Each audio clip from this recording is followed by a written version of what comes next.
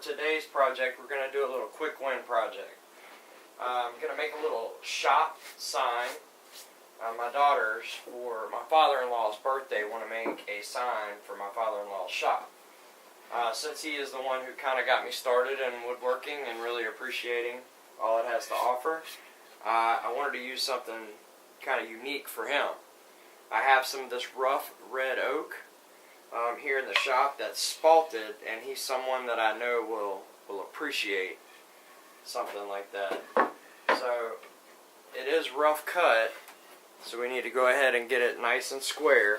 But what we're going to do is they have a sign making kit that Craftsman sells that's pretty much a template for your router. So you lay it out, and then the router bushing rides along the template, and you cut out whatever lettering that you want. So to get started, we're just going to go ahead and try to square these boards up a little bit. Then we'll individually go ahead and engrave on each board. And then once we're satisfied that that looks good and that's what I want to move forward with, we'll go ahead and joint these into one panel and make one sign. So right now they're just roughed in. We're going to go ahead and get the joiner rolling and start getting these boards squared up.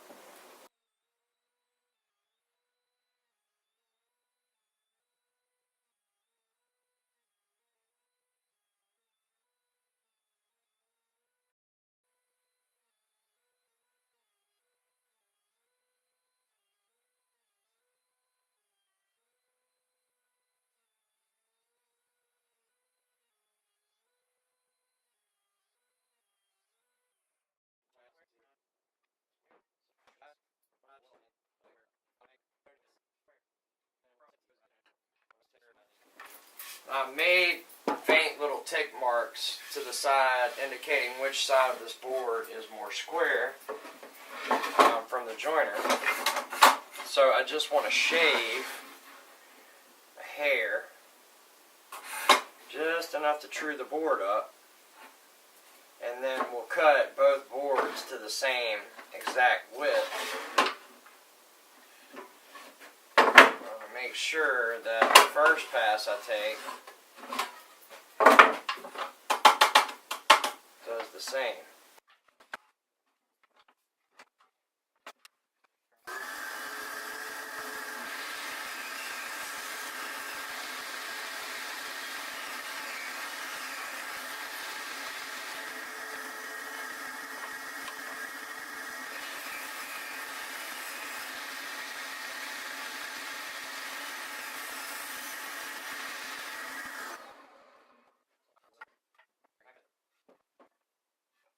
Boards now have been planed and jointed, squared up, and cut to the same width, and now they're the same thickness. So we have two identical boards ready to go. So now I want to lay out where exactly we want that lettering engraved into the sign. Alright, so we got the letters in the rail. You clamp the bracket supporting the letter templates to your workpiece. You can either do that, or there are some screws in here, and it depends on the piece you're working on.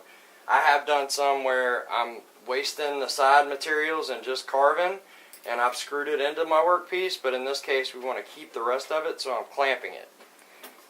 Now there's a bushing there on the router base template, and as you plunge, the bit protrudes so that it digs into the wood. We're going to run a little test piece to see if that's deep enough or if we need to go a little deeper with our bit.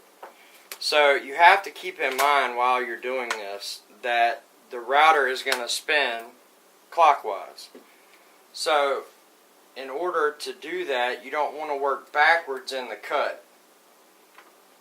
Typically want to start at the top left. It depends on the letter. From what I've learned working with this, it depends on the letter as to where you start. A's are kind of difficult. This P is going to be a little difficult. R's are really hard to do.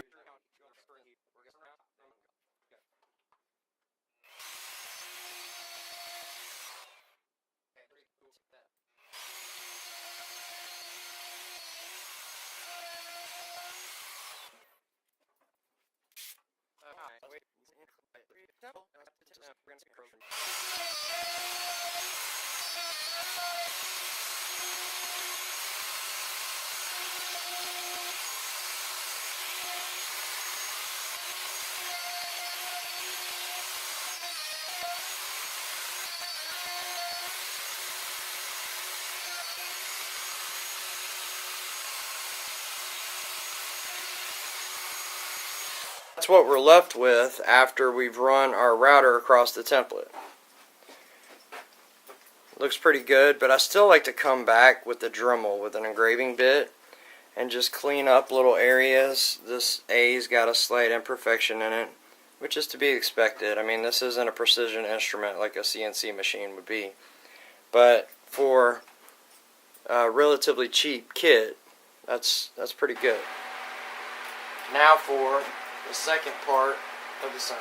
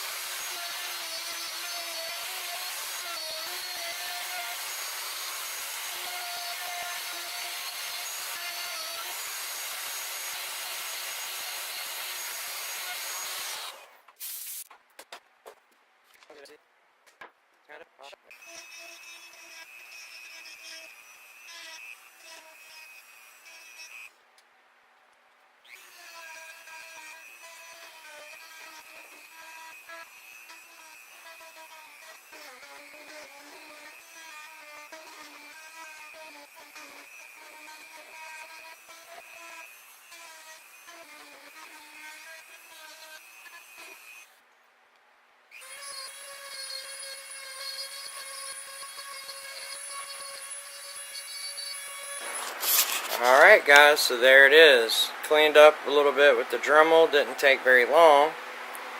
But we have our engraved portion of our sign. And I think for, you know, a relatively crude method that looks pretty good. So now what we got to do, since we're satisfied with the engraving, is go ahead and do the glue up to make the solid panel. It was easier for me to both engrave it, plus if one of these pieces got messed up, I could just fix it and do another piece. Now we can go ahead and assemble them into one solid piece and make the sign.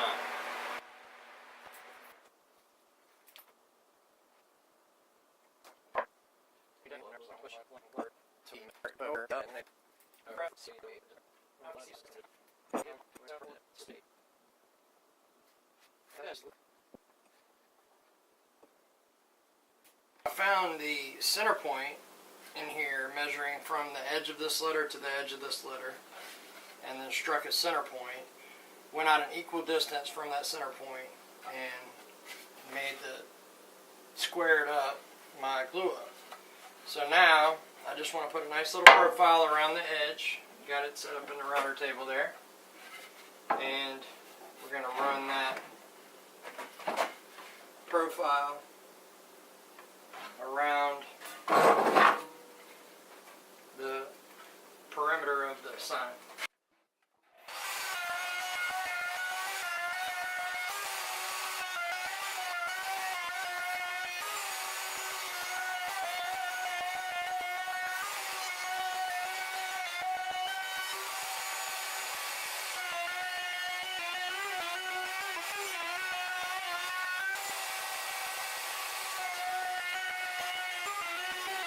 Alright, so now we just got a little final sanding here.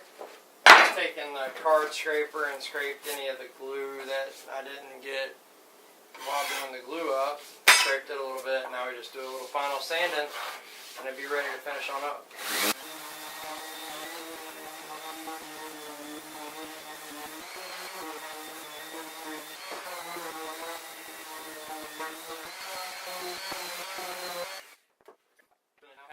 Almost forgot. One other small detail I need to do is give him some way to hang it. So I'm just going to cut a keyhole really quickly, and that way he can use a single screw to hang it up on the wall.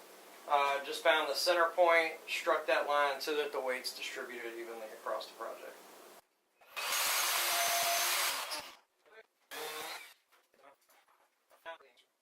Hey guys, so basically what I did after routing the letters in was I took a torch, I struck that torch, and I buried it down in the hole to burn inside of the inset of the letters. Then came back with my orbital sander and sanded it flush. So that way it got rid of the burned edges that are on the extreme outer parts of the letters. So where that the burn is only inside the recess. So that does leave a little gap. I hit it a couple times with a hand plane, which you can check out in one of my other videos. I unboxed the brand new Wood River hand plane, took it across a few times, and that's helped tremendously level the surface, because this wood has been spalted, so it's really soft. It's prone to divot really easily when you're sanding. Now we're just going to use a little bit of tung oil, because I know the recipient of this sign likes the natural wood look. Also, the reason I chose this particular wood, although it's red oak, it has no resemblance to red oak because it's spalted, but it's just got a really awesome grain pattern. So my wife and kids did help. They put a little heart in the back. They helped with the burning of the letters.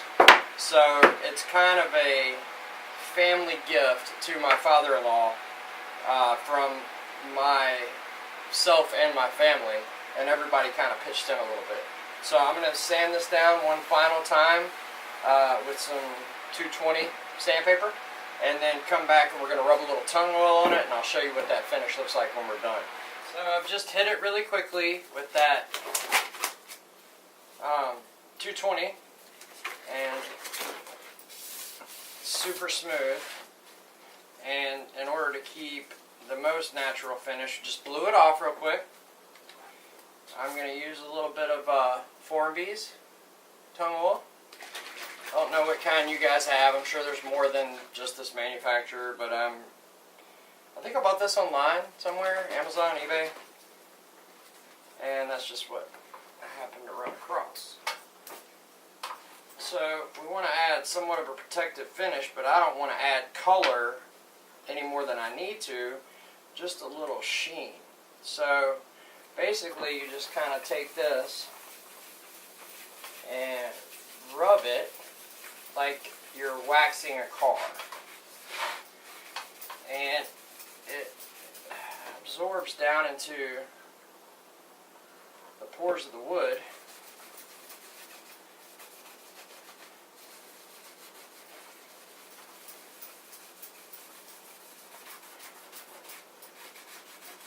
It will alter the color slightly, but not significantly enough to where, I mean, you can see that color differentiation in there. I don't know if you can pick that up on camera, but it's a little bit darker, a little brighter, but it makes it pop a little bit more. So if you watch as it's applied, you can see that grain kind of jump out of there, and that's what I'm looking for in this project. I don't really want a lot of projects I do choose to stain. I'm never really that big of a fan of painting, even at times when the client requests it, because for me, I work really hard making the surface of the wood look good, and I hate to just turn around and hide it, especially when I'm building out of nice woods. I mean, red oak's not exactly the rarest thing you can find, but here in South Mississippi, we don't really have any hardwood dealers. So for me to find this particular wood was just a stroke of luck, and I happened to run into it at a local hardware store that someone had ordered it, a major company down here. Actually, I'm not going to mention their name, but a major company with government contracts here in South Mississippi, and they ordered it, and it was supposed to have been finished wood, S4S, I believe is how it's referred to, which means it's surfaced on all four sides. And when the order came, there was some miscommunication between the owner of the lumber yard and the client at the time. And the wood shows up, there's a truckload of red oak. It gets there, and I assume the foreman of that job or whatnot sees it. He's like, I don't want that. What am I going to do with all that? It's all rough. And a lot of people wouldn't take that challenge on, but me, being a hobbyist, and I don't have to depend on the time to make a living, I'm just doing it for fun and for the enjoyment of working with the wood, for the most part. I have time to manipulate it, so all of it had to be taken down and planed, jointed, squared up. It was all different cuts, all different sizes, different widths, different lengths, everything. But to my surprise, when I ran what I bought as red oak through the planer, it had a lot of fungal buildup on it, and dust and debris and moisture had gotten to it because they didn't put stickers in the stack the way they should have to dry it out. So it may have even spalted a bit in the stack in the drying process, because I put it through the planer for the first time, and then I start getting boards that come out that look like this, and I was like, whoa, that's really cool.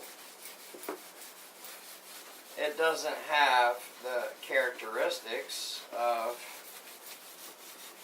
traditional red oak, of course. That's a lot. But